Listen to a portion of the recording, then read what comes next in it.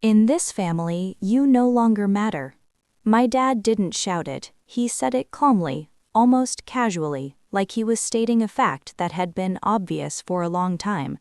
We were standing in the living room after yet another argument that started over something small and turned into something bigger. My sister had complained that I never help, my mom had nodded along, and my dad delivered the final line like a judge closing a case. I didn't argue, I didn't defend myself, I didn't even react. I just nodded, because in that moment, something very clear clicked inside my head. If I no longer mattered here, then I was free. Hey, if you enjoy my content, please subscribe and hit the bell. Your support means everything and helps me keep creating. Thank you so much.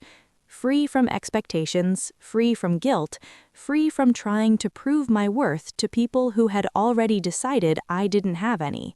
That night, I went to my room and opened my laptop.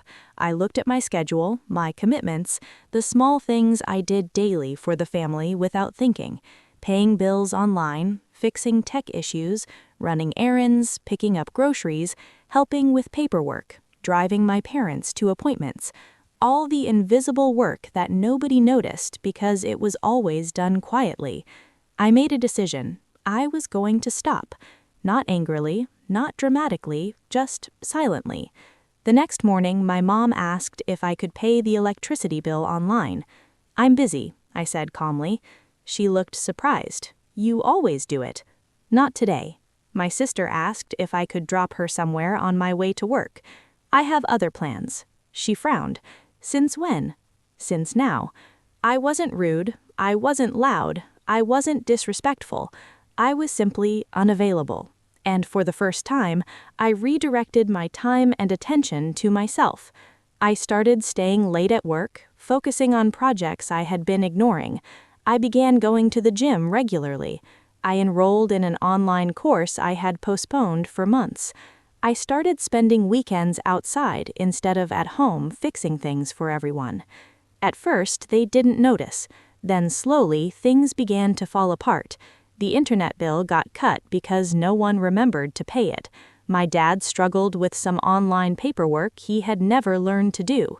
My sister missed a meeting because she assumed I would give her a ride. Little inconveniences, but they added up. One evening, my mom said, slightly irritated, "Why are you acting like this lately?"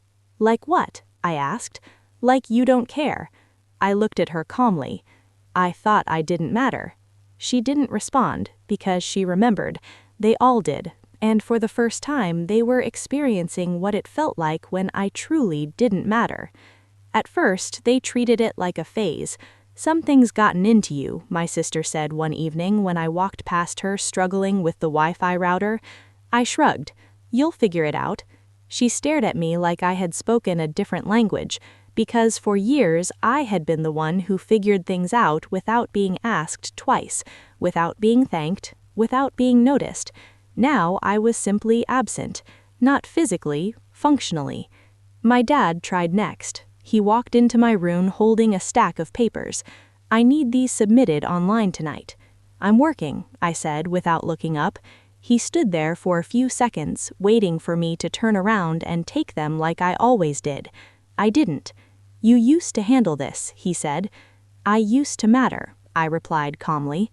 He didn't say anything after that. He just left the room quietly. That was the moment I realized something important. They had never noticed how much I did. They only noticed when I stopped. Days turned into weeks. The house felt different, slower, disorganized. Small problems kept stacking up because no one had the habit of fixing them early. Groceries ran out more often, bills were paid late, appointments were missed. My sister started asking neighbors for small favors she used to ask me for, and I kept my distance. I wasn't angry anymore. I wasn't trying to prove anything. I was just investing my energy where it actually returned something to me. Work started going better. My focus improved. I got noticed for projects I had previously rushed because I was always mentally tired from home responsibilities. I started earning more, learning more, sleeping better. One evening, my mom came into my room quietly. "Are you upset with us?" she asked. I looked at her gently. "No." "Then why are you so distant?" I thought for a moment before answering. "I'm not distant, I'm just not available." She sat down on the edge of the bed. "We're family, you should be available." I smiled faintly. "I thought I didn't matter here." Her face tightened. "Your dad didn't mean it like that." "He said it exactly like that." She had no reply, because deep down she knew it wasn't the first time they had treated me like an extra person in my own house. It was just the first time I had responded by withdrawing, instead of trying harder. That night I heard my parents arguing softly in their room. Not loudly, not dramatically, but the tone had changed. For the first time they were discussing how much I used to do, not because they missed me, because they missed the convenience. And that realization didn't hurt, it clarified everything. A few days later, my sister knocked on my door. "Can you help me with something?" she asked. "What is it?" She hesitated. "I need to submit some documents online." I paused. "I can show you how to do it." She frowned. "You can just do it, it'll take 2 minutes." "I don't do things for people who think I don't matter," I said calmly, "but I can teach you." She stared at me for a long time, then nodded reluctantly. That was the first time she ever learned to do something herself that she used to dump on me.